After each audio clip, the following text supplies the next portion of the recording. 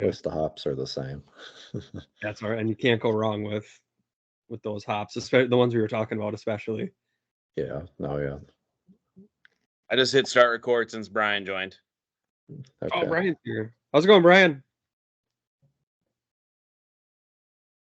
Oh, is he on mute? Uh-oh. Let's turn the mic on. That might help. There we go. Well, I've been doing this goddamn thing for the last 3 years. Think you figured it out by now, but That's how it goes. yes. Excellent. Happy Saturday, everybody. Yeah. Yeah, Cheers. you as well. What kind Thanks of for beer joining. are you pairing with that big stogie, Craig? Well, truthfully, I'm pairing some whiskey with it. So a friend just poured me some. So I'm at my pipe club meeting right now, smoking a cigar and talking to my my online group buddy. So busy day. Outstanding.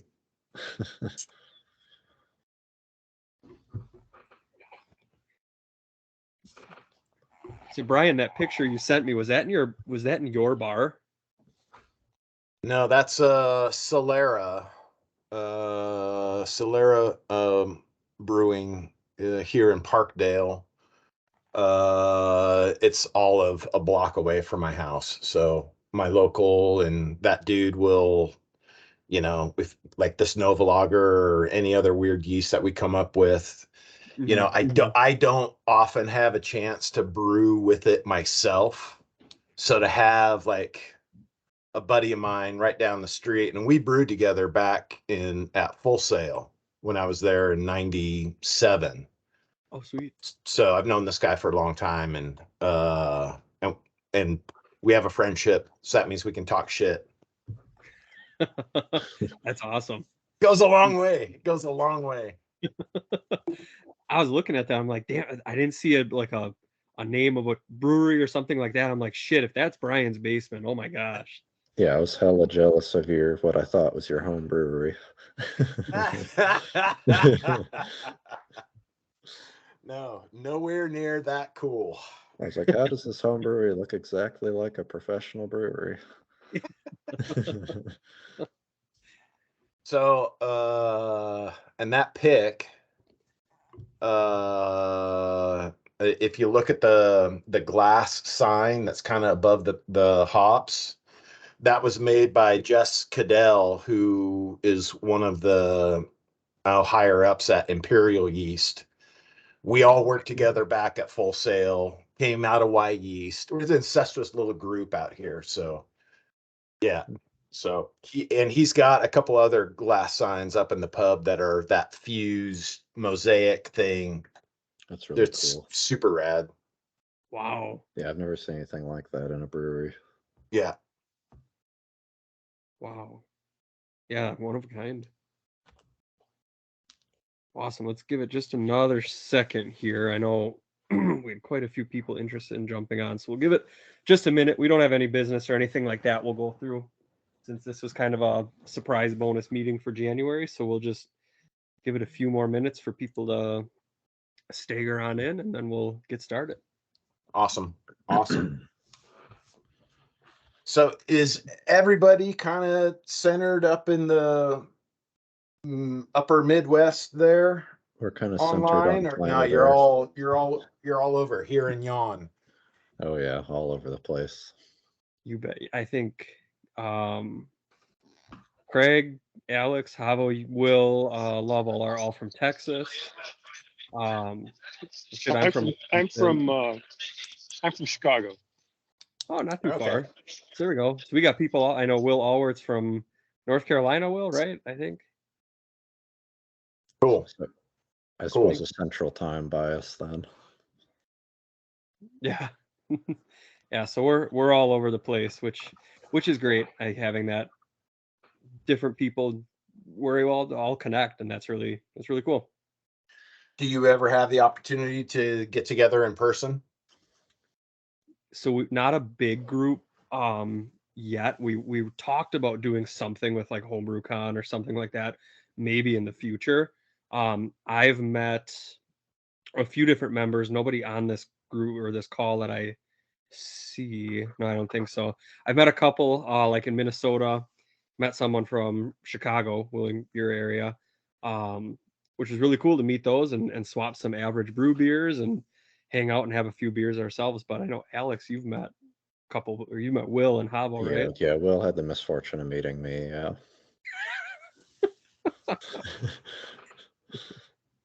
It's been cool. I mean, whenever one of us is in another area, we'll just hit them up. We have a Discord that's pretty active, a Discord server that we chat in. So if someone's going to a different kind of area, we'll post where we're going, and if there's any other members, we'll meet up. Ah, cool. Right on. Yeah, Yeah, meet up more than you would think. What about kind of beer trade? You ship beer, send beer. I mean, you could do. You've got your series going on that I kind of, because I'm on your Facebook page, so I kind of see what the chat is. Mm-hmm. We've done. I think just members will swap beers too if they're chatting and interested in something. I know I've done probably 10, 12 last year. We send over to Brewlosophy a lot, so we'll do the average brew series with Brewlosophy. I don't know if you get a chance to listen to the podcast, but those actual average brew beers that we do get sent into the podcast too to get drank live on the podcast, which is really cool. Other than that, I know we've Then done. we have We the do like, Brew Santa thing as well, where once a yeah, year we'll kind of do a secret Santa beer swap across the country. I'm liking this magical kit idea that just came up on the chat, where you just put it in the box and send it off in the mail. It magically turns into beer upon the recipient. yeah. I'm a collector of snow globes, and then they always turn into beer when they get there, and I don't. Nice. But yeah, that's the Brew Santa shit. I think we had over 30 people sending beer this year, which was awesome. So 30 people sent a package to somebody, and they also received a package of just random homebrew, random commercial. I saw some Treehouse get swapped, some Pliny get swapped. So we had some pretty solid beers. Cool. Yeah. Well, shit, I guess let's get into it. We're a little past the top of the hour. Brian, thanks for joining us. This is awesome. I know we have you on in March to do a little bit more in-depth talk, but I'm glad you offered up to come hang out and talk about Nova. I think all of us are itching to learn a little bit about what Nova is, because this is going to be one of the brand new yeast strains on the market that's really pushing boundaries. So I'm excited to learn about it and kind of hear from the insiders what it's all about. Not cool. Thanks for the invite. Dude, this is the easiest thing in the world to do because odds are I'm gonna go up to the pub Saturday afternoon, have a couple beers, come back to the house, look for a project to do in the basement out back. So yeah, if I could sit here and have a chat and talk about this, then all the better. So thanks. I'm assuming that most people have a beer in hand. What are you drinking? I'd like to know. I got a hazy IPA. I skipped out on the Hellas this time. I got a little hazy IPA myself. I won't judge too much. It What about you? is not a West Coast Pilsner, I'm afraid. That looks clear. Now, are these beers you bought or that you brewed? Mine's a homebrew. I trying to kick some kegs here before I start gearing up for competition and National Homebrew Con. So trying to get these kegs empty so I can start brewing. Awesome. Who else is drinking? Who else has got beer on? I just got a Sierra Nevada torpedo. Oh. I kicked all my kegs the week before the week before I brewed my last beer, so I'm kind of itching.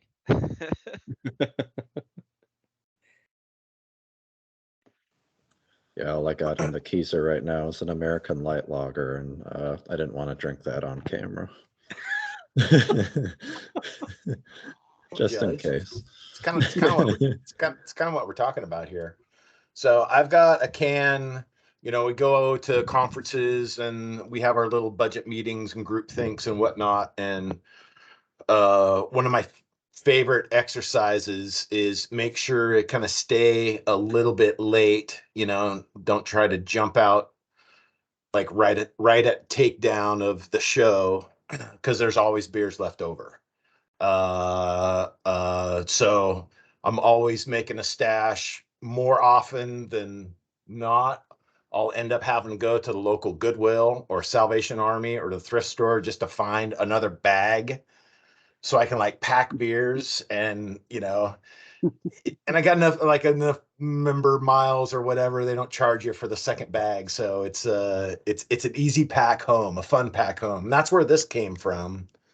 This is made with a NovaLager. It was produced by the guys at Niagara College.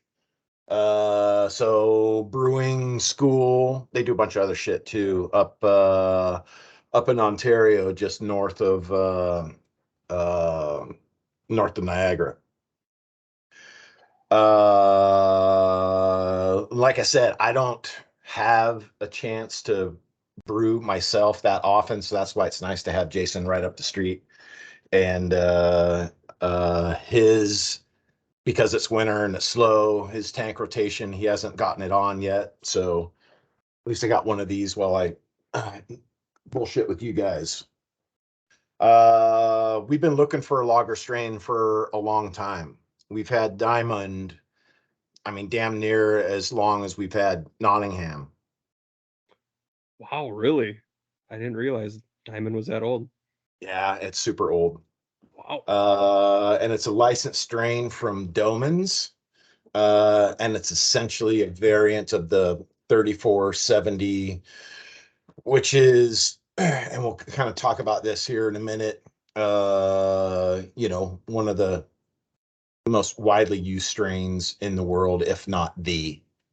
So this Carlsbergensis, which, came out of the evolution of lager brewing.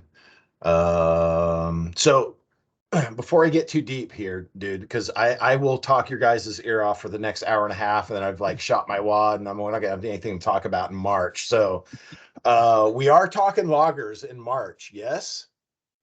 Oh, that was the plan. And if you All want to right. go, if you have another topic then, and No, dude, I just like. I'd be happy to hear about lagers twice. that's true. All right, well, we're going to do a little truncated version here today, and then we can actually spend time with some of the slides that I've got here, and all that shit's coming in March. So this is a little preface. So we know about kind of the evolution of lager strains. One thing that I didn't realize is that eubayanus, right, which is kind of part of the heritage, part of the makeup, has never existed in the wild in Europe. And the fact that it's a key kind of component of that Carbogenus strain is super interesting. Nobody knows why. The surmise is it like carried over because it's part of a tree critter found on trees that it came over in a barrel. Right, in Patagonia or something. What's that? Yeah, like it was we found it in Patagonia or something like that, far Yeah, away from Europe. That's its origin. It's also been found in Wisconsin, Tibet, but never ever in anywhere on mainland Europe. So, which is kind of crazy. Lager's been around a long time. It was basically one of the first beers to be really typified and identified. And we've got the characters like Pasteur and Christian Hansen. These guys were influential in identifying, creating, and disseminating this yeast. Really out of, you think about how good-natured brewers are now and how much they love to talk shit and share. Apparently the same thing happened way back then. So this stuff got passed around. So this one strain has been like, I mean, I bitched about it when I first started at Lallemand 6 years ago, because they're working hard and we're developing the catalog, and what the fuck is going on here? Like nothing happening in the lager category. And this is right at kind of, Hazy's and Verdant and London 3 and the whole goddamn New England thing is starting to come. Sorry, I'm old. I'm judgmental. You have the I right to admit, be. I admit it. But that's just my sective bullshit or subjective bullshit. So I'm glad that those IPAs and that whole thing kind of came on, because it's changed the ball game in a lot of regards. But we had one lager strain, and so the guys in the lab, I mean, they spent time like working on one, and they all tasted like garbage. Wouldn't attenuate, big aldehydes, diacetyl issues, H2S issues. So then the whole pivot kind of like started to go to pseudo lager. So that like took up the energy. So again, nobody was working on lagers. And here we see it come down the pipe, like right after seltzer. What's the next? Like, it's not a thing, because it's been a thing since the 15th century. God damn it. But it's the new shiny penny, and kind of the antithesis to all the like crazy weirdness that's going on with brewing. The glitter, the pastry, I'm not gonna say hazy. I won't say hazy, but all the other like weird, weird stuff. Kind of swing back to basics, beer flavored beer, clean, focusing on technique, process, procedure. So right about this type or time, we released cerevisiae, right? The guys at Moscona, our genetics outfit, a bunch of yahoos back in the lab, are just like, we came up with the sour yeast. I'm like, what? And that's where that whole thing, we've got another GMO strain we're going to release this year. I'm not at liberty to say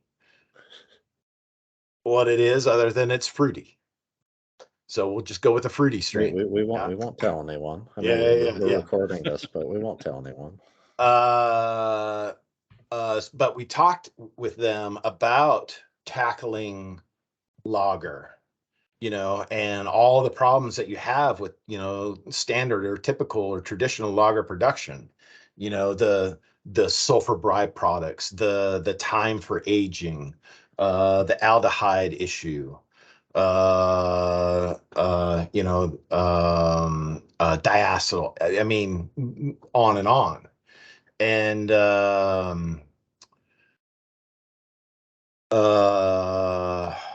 and they didn't want to tackle it, couldn't tackle it, had a bunch of other shit going on. Whatever the reason was, right about that time, which was COVID now, a couple of years or so ago, we got into bed with Renaissance. Now, Renaissance is a biotech company based up in Vancouver, BC, part of University of Vancouver, University of British Columbia, whatever that's up there, and their focus is on hybridization. So we got a bunch of lab geek types that are involved in ASBC and MBAA upstairs, and some of these folks started chatting, and we came to an understanding agreement. I'm sure there's some money involved somewhere down the line, that we would market innovative brewing strains that we felt added to our catalog, and benefited the industries. First one was that farmhouse saison. So a non-diastatic saison strain for, folks that don't want to deal with diastatic element in their brewing operation, large or small. Yeah. And this was part of the conversation at the get-go, was like, dude, like we could use a clean lager strain. And lo and behold, here we are. Again, it took a couple of years. I'm just going to breeze through a couple of slides here, if that's cool with you all. You bet. Yeah, awesome. Y'all see my screen? Yep. Awesome. So yeah, marketing loved this and got everybody on board. Renaissance up in BC. This is not a GMO. This is done with the traditional hybridization techniques. We're trying to come up with a strain that kind of fit all these characters. And again, we'll talk more in depth about all this stuff next or a couple months out in March. They've actually created a lager group type 3 by doing this type of work. Most lager strains that are available now fall under these two categories. Again, we'll discuss later in depth. I wanted this slide up here because, I mean, in one slide, in a nutshell, this is how these guys did it. Is they took parent 1, which is because one of the unique things about this strain, it is a Saccharomyces cerevisiae strain.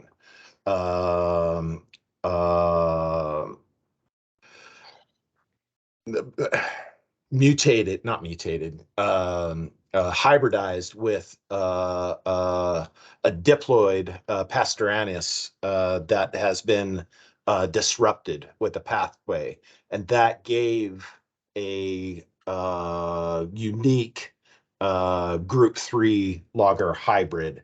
So we're looking at low H2S, a cryotolerance, a high DP3 utilization, which is it attenuates, it's neutral and clean, it's a bottom fermenter. Like it is a lager strain, and all of the lab data that we have, both on use in temperature and pitch rate, shows it gets the job done. Sensory puts it like cleaner to where most 3770 or a diamond lies. And then all of our again, all of the attenuation, work gravity kinetics, as the guys in the lab say, show that this stuff kicks ass. Does not produce any H2S at all, so you get no rotten egg out of it. And then valine and butadiene, so this is components of diacetyl, show that it performs better than our existing lager strain. And it gets the job done. Ferments fast, it attenuates well, it's a clean profile. I think the ester character is contingent upon pitch rate and fermentation temperature, just like any other strain would be. Not just low H2S. None of the commercial partners that we've talked to have had any issue with that sulfur fraction, and it does produce some diacetyl, not as much as traditional lager strains, so it'll clean up with a conventional rest. TDS, I mean, this is just the specs that are on our TDS sheets. You can find all this stuff on the website. One point of note that the NovaLager expresses high in beta-glucosidase. So think about hoppy pilsners. What you've got is it West Coast Pilsner that you've got coming up? Isn't that part of the a brew, true brew, new brew? Average What do you guys? brew. I think Average you call brew, it yeah. something. You're being Yeah, too we're gonna generous with the we're gonna name. give West Coast Pills a shot, and the recipe's looking great right now. Where it's gonna be a nice hoppy pilsner, and I think a Diamond versus Nova is gonna be a fun comparison. All right. It just showed up here in inventory as of Monday this week. Haven, I put the order in. Yeah. Excuse me. I put the order in. I did not send you Diamond yet, did I? No, I think you were just gonna send them together. And you were right. Awesome. I looked for the email or the message or I couldn't find it. Yeah. No problem. And I think I shot you my address again this last email I sent on Wednesday or Thursday whenever we chatted last, so that you should have my address too. Yeah. So So marketing and the lab and everything preliminary says that you can pitch this like an ale, and you can run it a little bit warmer. So I mean, I'm going to make sure everybody gets 2 of each. So based on what it is that you want to try to do, that you don't have to pitch at all, right? You only want to pitch 2 of one and half of the other, or like, dude, that's your deal. I'm looking forward to seeing what you guys did in your kind of data feedback that you've got set up. But this is the exercise that I love the most, and I do this shit all the time when I was on brew deck, doing the side by side, because you can go through slides, you can look at graphs, you can look at all the marketing garbage, but you got to put that shit in your mouth, and actually make beer with it, to get a true understanding of, hey, does this perform better, different, worse, whatever, other than going through the theoretical exercise of a PowerPoint presentation and some Yahoo in his basement flapping his gums. now, what are you suggesting we do for a comparison? Are you suggesting we go both Diamond and Nova cold? Are you suggesting we go room temp, ale temps with Diamond as well? I know Nova can take it. What would be kind of most beneficial to you in the data? Well, I mean, ultimately, what you'd like to see is same conditions side by side. Yeah. Right. So Diamond does do well at 66. It'll sorry, I just looked at the little chat messages that came through. It's my ADD. Whatever it is that you're gonna do, what you guys are gonna do is really you're the brewer, right? So ultimately, the decision is up to you based on, are you going to take a single batch and split it in 2 and do a side by side? Are you going to look at a traditional lager fermentation with the Diamond, and then try to emulate that according to the lower pitch rate, warmer temperature, that you would get from a Nova? I imagine that we're gonna, since we have a good number of people participating, that we'll have some people trying to do it at 60, some people trying to do it at 50. Perfect. And Yes. maybe we'll get data that way. Exactly. If I was doing this, and I should, I miss brewing. God damn it. If I was doing it, I would do all conditions identical, both in pitch rate and fermentation temperature in a split batch, right on down the line. Because in my head, what I'm looking to see is the differences in the performance of the yeast in those like conditions. The result of the beer kind of be damned. And that might sound odd, but even if it produced an off flavor, right? What that is. Where they come from. You probably know how it got there. As a result of the batch that you did. So that's all the shit that I get off on. But you don't want 5 gallons of beer that's undrinkable, right? Yeah. So don't listen to me, man.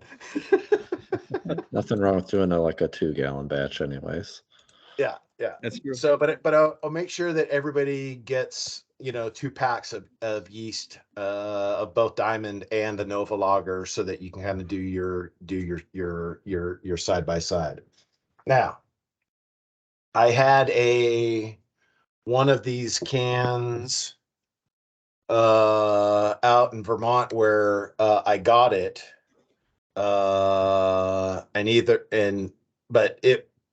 we had some 20, some 25, and some 30, and that might have been the 30, and I did not like it. It was way too fruity, way too estery. So I think this yeast is subjective to manipulation by pitch rate, by fermentation temperature. I don't know about maturation time, like a traditional group 1 or 2 lager strain, but it's a brave new world. It's half the fun. Yeah. What's playing around? Hey, Brian, I noticed in the chart you showed that the pitch rate for NovaLager was the same essentially as Nottingham, As an which is ale. roughly half. Yeah. So if you're pitching at say 52 Fahrenheit, if you're fermenting at 52 Fahrenheit, would you still pitch 2 packs in a 5-gallon batch? So I would, but that's me, because when it comes to lager, I don't think that there is a risk of over pitching, right? So one of the reasons, what's the difference between like a clean lager and say the California Steam? So you're looking at pitch rate, you're looking at fermentation temp. So you've got that yeast working harder, multiplying more, which contributes kind of to that ester. But if you get enough yeast in there to where it's only making like 1 or 2 turns, all right, that's optimistic. 5 or 6 turns, it doesn't create much of that ester profile, sweat, whatever, that can contribute to it. So I am dubious. I am dubious of the fact that you can pitch 50 grams, per, and expect this thing to come out, clean like a lager I'm expecting. So that being said, some of the trial partners that I've worked with have had a really good success with this strain at my box, a malt profile, sweeter, softer, or those beers that can support a little bit of fruit ester, support a bit of that note. The other thing that seems to be really working well, and we've done some cold IPA trials with this strain, is it expresses high in beta glucosidase. So, excuse me, anything that you're doing in terms of a hoppy biotransformation, whatever hop rate schedule you're working on, this yeast tends to lend well in those applications. So the world is your oyster. Or your beer. Now, what's the flocculation like with Nova compared to Diamond? Does it drop out pretty heavy after fermentation? It's no. And unfortunately, it's like, dude, really? Like, that lager, tends to be a clear beer. You couldn't have bred that fucking thing into it as well, flick that switch. It's a medium flocculator, so you will need to hit it with a biofine, a gelatin, your home centrifuge, whatever you got laying around. Yeah, because I got one of those here for I my know. 5-gallon batches. I could probably Yeah. get one at work, you know? Can I ask a kind of a poorly worded question that I've been wondering about? So you kind of touched on how there's, effectively 3 different types of lager yeast now, the Satz, the Froberg, and then this new kind of homemade one. I know from kind of my experience using Satz type yeast that they're like incredibly hard to work with like 50% attenuation, horrible diacetyl, etc. And I think part of the reason that is that unlike the Froberg type yeast, the Satz type yeast lost a significant amount of its cerevisiae genome in the hybridization process. I was just kind of wondering if you guys like were able to keep tabs on like kind of that genetic, I don't know, viability in this new yeast. How Yeah, much of that so cerevisiae stuck around? yeah, so actually, I have that note here. Okay. Good question. Oh. So no, we were talking about how eubayanus came out of they think Patagonia, and they Yeah. think it got transferred into Europe, via wood shipping, a barrel, something along those lines, and when it merged with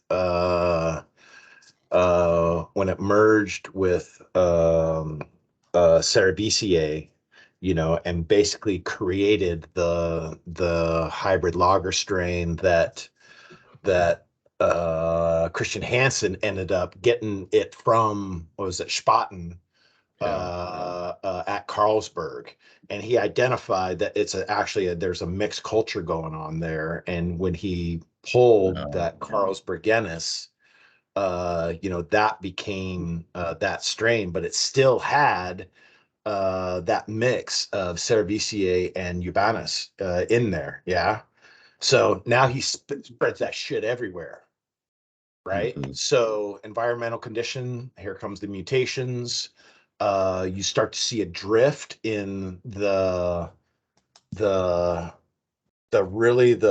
fermentation performance, the cryogenic tolerance between those two traits within the strains, and that's what's created 1 and 2. Right. Most brewers now are using type 2 Right. because it's like it's more tolerant, it ferments better, like Because I think the type but 1 can even handle basically freezing temperatures, but yeah, otherwise has a lot of but suboptimal. yeah, Yeah. which, so fair enough, okay. Yeah. So we know that strain can make crappy beer, and that's one of the reason that lagering was so required for these beers, because that aging process allowed the yeast to absorb much of the garbage that was produced. It's why Pilsner Urquell has 9 kilometers fucking tunnels underneath their brewery, right? Yeah. They needed to age that stuff for a long time in order to make it good. Yeah. So that's what I know about that drift and the difference between the type 1 and the type 2s, and the gang at Renaissance are all fired up now that they've created type 3, and Yeah. okay, calm Were you down. so did that kind of influence what they kind of kept in the type 3, if you will? Like did they try to keep a significant amount of both of the genomes, if you will? Because I don't know if it's like so I believe type 1 is No, triploid and I don't think they gave a shit, honestly. They're looking for results. So, one of yeah. the, and we'll talk about it in March a little bit. One of the parent strains of, he said that parent 1 and parent 2, and that parent 1 is actually a cross.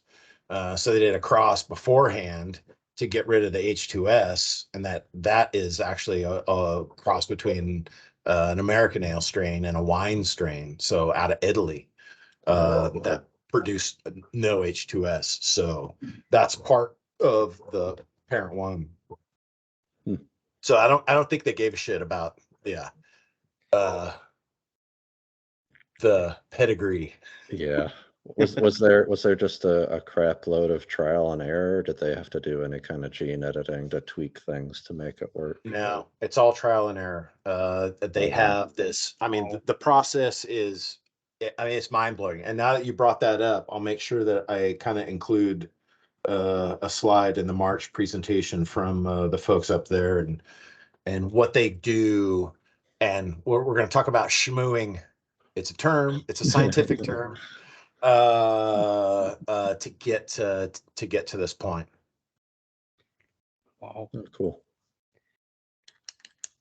Now, when you're brewing with Nova, you mentioned that it works best in hoppier styles. Now, I assume by hoppier styles you're going towards like a German Pilsner kind of thing with that. Now, how does it work if you've ever tried it in a maltier lager, say a Dunkel or a Doppelbock, something like that? Does it still perform well in those kind of situations? Yeah, I think it performs very well. I've got a brewery out here. One of my trial partners,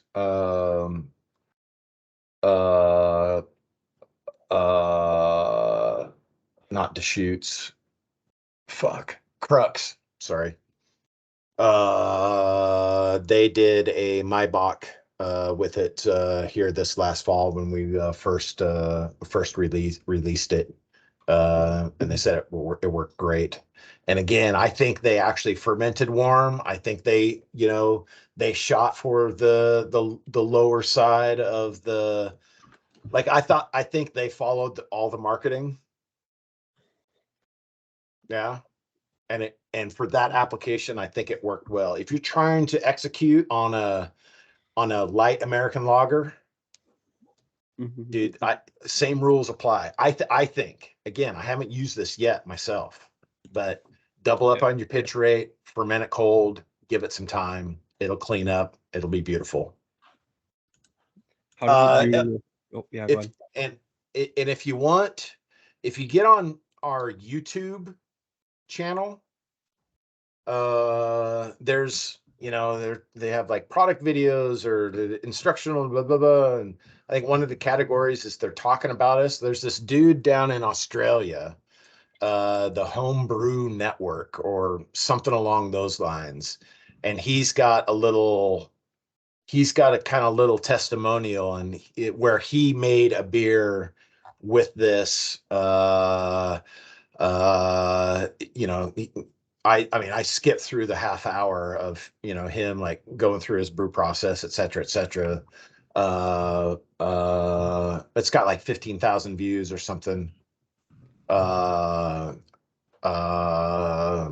Anyway, there's somebody in the garage saying, "Hey, I made beer with it. This is what it turned out like. This is what I did. This is how I got here." So, wow. Yeah, Will mentioned David Heath just put out a video this week, I think, it was like a 5-minute everything you need to know about NovaLager kind of video. That was an interesting watch too. I think he's from UK or somewhere in Europe. Yeah, I was say I think he's a UK dude. I think so. So I think the potential is here. I'm just personally, I haven't bought into the whole, yeah, you can make it fast, you can make it warm, don't have to pitch as much, and because I'm fucking old, and it's like I'm just like conditioned to this is how it's done. This is how it is done.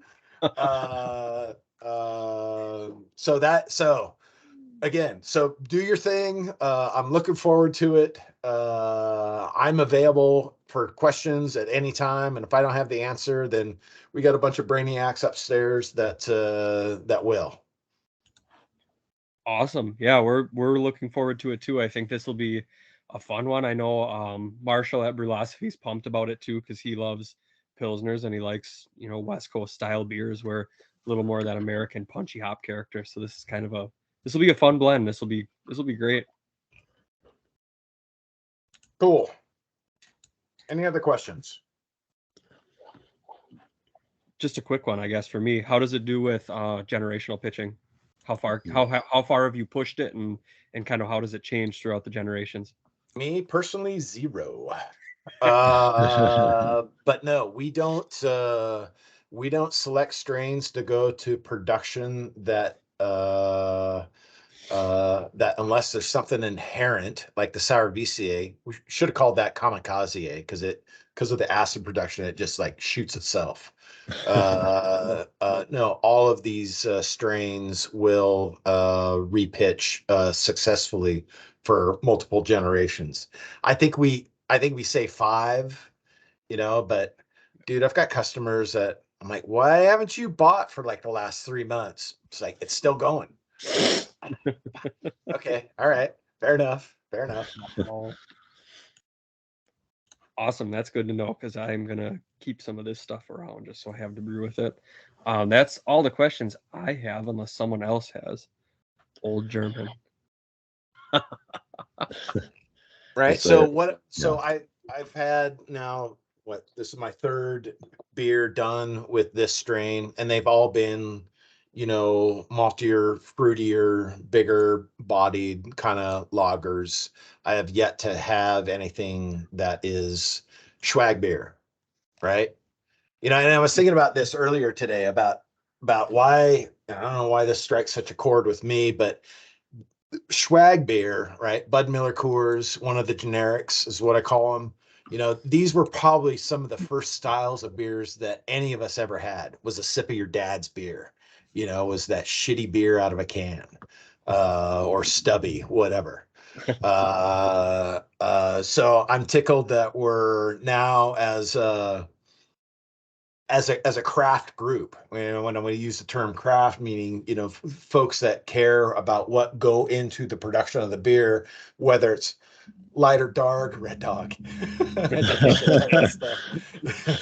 light or dark, sweet or bitter. The fact that lager is getting some love right now, I think is a beautiful thing for the industry. And it's what's next? Golden ale and ambers, right? Is that what's like next coming down the pipe? So Go full circle, right back to amber ales. exactly. So yeah, New Belgium, flat tire. They revamped it. I'm like, you fucked up. You did it too soon. Amber will be back. And you have fat tire vintage retro. Oh yeah, well, Maybe Classic. that's the plan. Fat Tire Classic. There it is. well, awesome. I'm out of questions. Anyone else have any? If you're curious about brewing with Nova, this is the time to ask it. When will these The one thing that comes to sachets- mind for me is that there's a movement right now to do this pressure fermentation to brew it warm temperatures. I don't personally buy into that. I'm even older than you, Brian, so I'm old school. But I'm wondering, is there any information about pressure sensitivity and how it reacts to pressure? Yeah. So not the strain itself, but the concept of the science, right? And it is legit. And the whole idea behind pressure fermentation is really CO2 saturation, and the fact that carbonic acid has a repressive effect on the production of off flavors. Think sulfur fractions, VDKs, etc. I will share a slide on that data at the March session. Yeah. Sweet. Yeah, there's basically 3 ways that we can go about tackling the off flavors produced from lagers, and pressure ferments is one of them. So we'll dig a little deeper on that. Somebody else had a question. I was wondering when the homebrew sachets will be available in the U.S. So they just showed up out of our distribution center, like in inventory this week. We put the word out to LD Carlson, to BSG, to More Beer. So all those guys will start to feed them in. I've got sachets on order here to the house. Haven. I'll box those up with the diamond and ship it out to you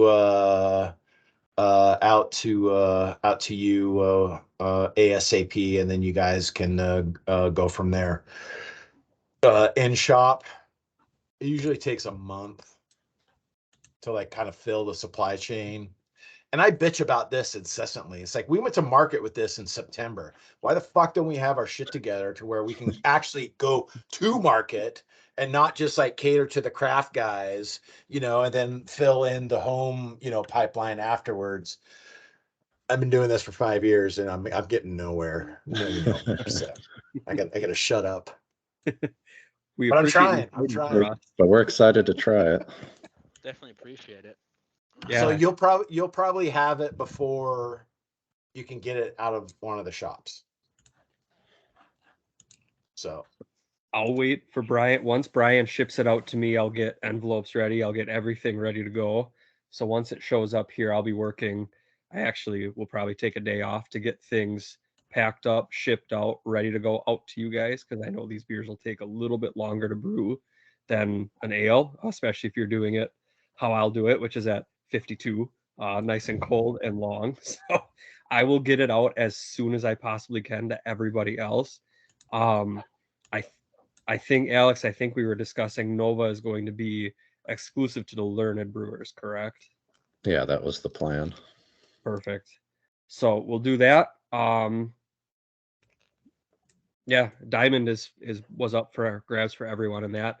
This has been by far the biggest survey results we've ever had. I think we just peaked 100 today, 100 responses on data, which is insane. So we're cranking out data. We're gonna have an awesome brew. It's gonna be a shit ton of fun. wait, you've got 100 brewers that are participating in this? I don't know. I'll up my fucking yeast game here if I need to. You got to let me know. I don't want to leave anybody short. So I don't know about participating, but I know that was what answered it. I'd say Okay. we usually have like between 30 and 35 actually brew the beer. Yeah. Which is great. That yeah, everyone wants to brew. Shit, that's all I want now. I don't want none of that. I'm pissed I put an adjunct in my oatmeal stout. Just But at least I haven't done an official count, but shit, from what I've been seeing, the numbers have been increasing, depending, especially if we're going for a more popular style. People definitely join in and brew with us and want to participate in this. Okay. Awesome. Fab. All right, any other questions we got here?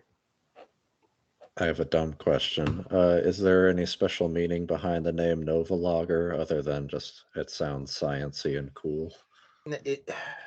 So marketing puts out like a survey to the group about names, and usually there's like a prize associated with it to the sales and the technical team and tons of shit talking about names and whatnot.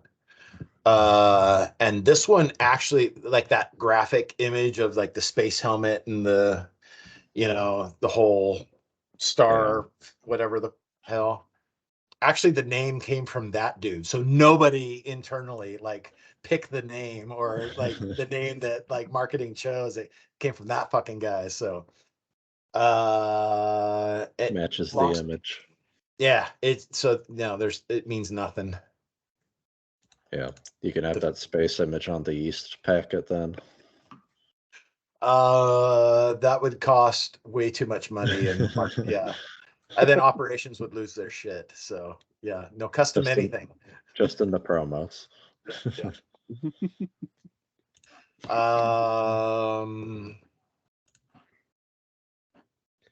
Yeah, and actually, I can tell you guys this because we've actually got the yeast out there. Renaissance has actually released came up with our next strain, which they're calling Lona, Lona, Lona. I have to think about it for a minute, because I want to say Nola. And I was like, no, it's not Lona, Lona. And it is a low no alcohol strain, Saccharomyces cerevisiae strain that does not utilize not just maltotriose, but does not utilize maltose. Provides all of the other uptakes, aldehydes, VDKs, that typically come from fermentations. So commercial trials with some big names, heavy hitters are going on right now, and that will be released to market probably here this spring. That's really awesome. exciting. Wow, yeah, that's awesome. Does it? I mean, so you say it ferments a little bit, so you have to still have a little bit of the sugars in it, and then it'll drop the sugars down to just have low to no alcohol. Yeah. So basically, it'll utilize the simple sugars, right? Fructose, sucrose, glucose. Does the regular kind of metabolic uptake. Doesn't use malt sugars, so the baseline or the start point for trials is take to an existing recipe, build the grist to 20%, right, for sugar creation, and that will end up with about 0.5% alcohol finished. Wow. And because of the aldehyde uptake, it eliminates that wordy note that I still fucking can't drink any of the athletic beers or like, dude, I still get it. Like, I get it. It's there. So I haven't had beer done with this strain yet. But that's that's one of the things that's coming down the pipe next. So the gang up at Renaissance is doing their thing. That's awesome. That's exciting. That'd be an interesting one to do if we did like a dry January average brew or something like that. Love that. The big challenge here is going to be stabilization. Right now, the commercial partners that we're choosing to work with this strain with have pasteurization capability, specifically on the tunnel, or packaging side. Even though a few have flash that it's going into kegs. So on the small scale, whether it's home or craft, product stabilization is going to be the big challenge for anybody producing low NA beers. Would SMB not work in that situation?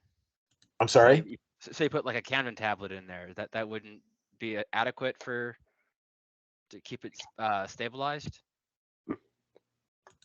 Yeah, I'm just curious. I haven't tried it yet. Probably what I mean, for a wine.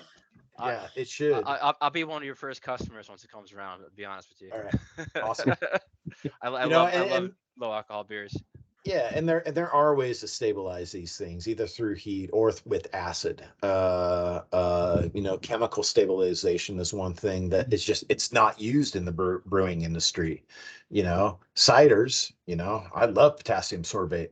Shit's my best friend. On the wine side, all day long. But this is a new thing. So it'd be fun to play with. So we got that shit to talk about in the fall. Right? We got longer to make now. Yes, we do. Well, awesome.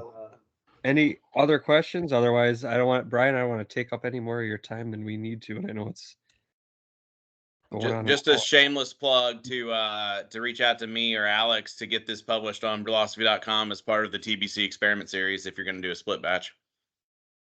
There you go. Collect data, and then send that data to Lallemand because they need it.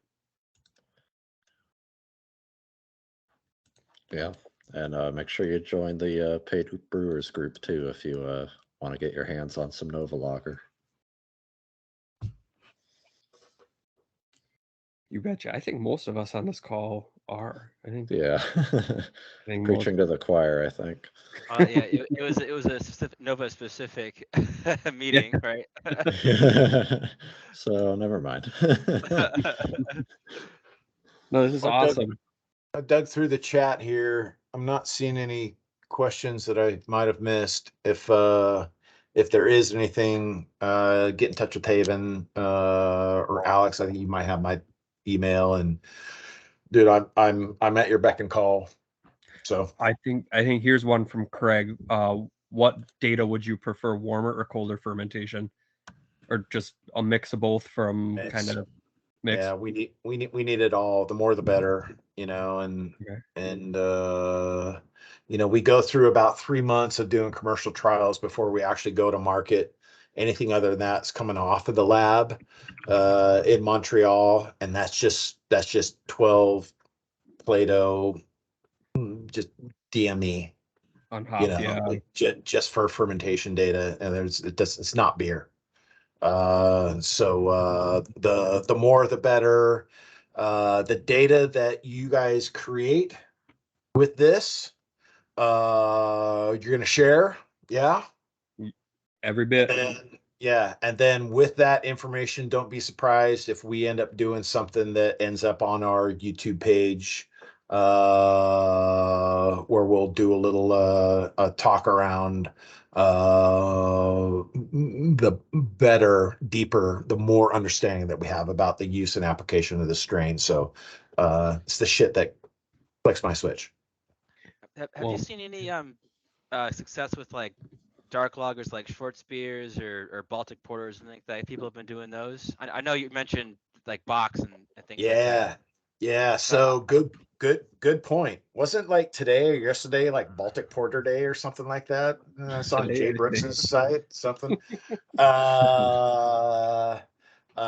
Dude, good point. You know, like again, you know, I'm playing my second generation of this of these already. see, yeah. So I think that you up your pitch rate, because those beers you want dry, crisp, somewhat astringent, right? Highly attenuated. So yeah, dry those out. I think this strain plays well in that environment.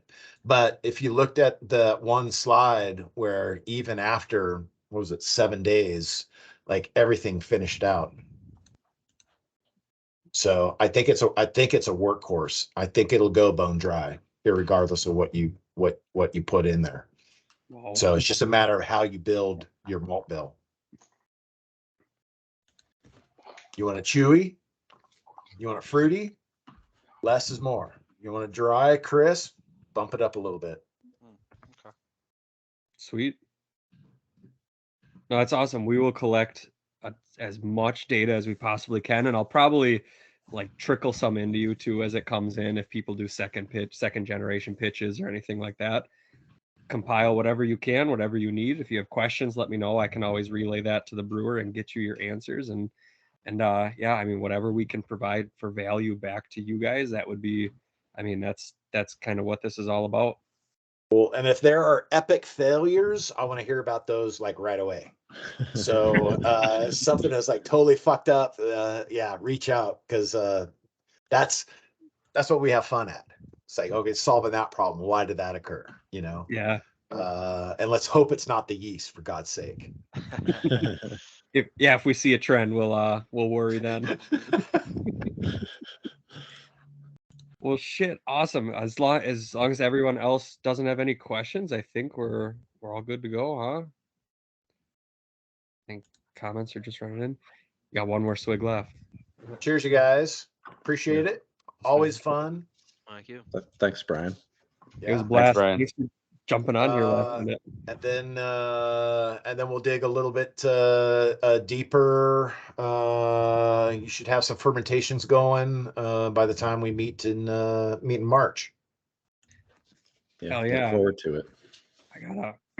I gotta touch base. I don't think I'll have my beers ready by then. If I do, I'll hope to have some bottles in your hand of those beers by the time our meeting comes around, so you can taste them while you're. I'll drink them. I'll drink them whenever you send them out. I'm easy. I'm easy that way. Well, shit, awesome. Thank you so much, Brian. Thanks for taking the time today. We appreciate it. Going through Nova and just getting us even more excited to use this brand new strain. That's something that I never thought I'd have the opportunity to do, is use something before a lot of the home brewers got their hands on it. So super pumped, super excited to try it out, and hell yeah, let's get this thing rolling. Cool. Well, have a good weekend. Thanks again, you guys. I really appreciate your time. You as well. Thanks so Appreciate much. yours too. Thanks. All right. All right. Cheers. Have a good one. See you guys. See ya.